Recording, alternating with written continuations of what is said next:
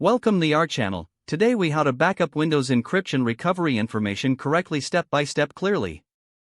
To backup Windows encryption recovery information correctly, begin by pressing the Windows key on your keyboard. Type Control Panel in the search bar and hit Enter. Once the control panel opens, set the View by option to large icons. Locate and click on BitLocker Drive Encryption. Click on Backup your recovery key next to that drive. You will be presented with several options for saving the recovery key. Choose to save the recovery key to your Microsoft account if you're connected. Alternatively, select Save to a file to store it locally on your device. If you opt to save it to a file, choose a location on your computer that you can easily access.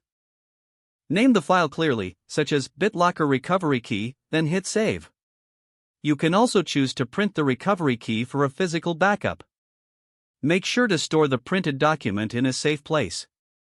If you prefer, you can also select the option to save it to a USB flash drive. Insert a USB flash drive into your computer. Choose your USB flash drive from the list of options and click Next. Once the recovery key is saved to the USB drive, remove the drive. Remember to keep your backup in a secure location away from your computer. After saving your recovery key, consider enabling additional security measures. Regularly check and update your recovery backup if you change your BitLocker settings. This ensures that you always have access to your recovery information when needed.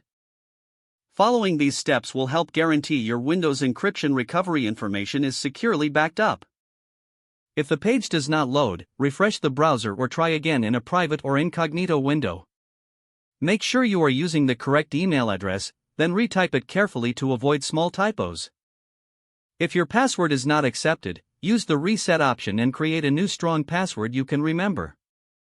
Check your spam folder for verification or security emails, then complete any requested confirmation steps.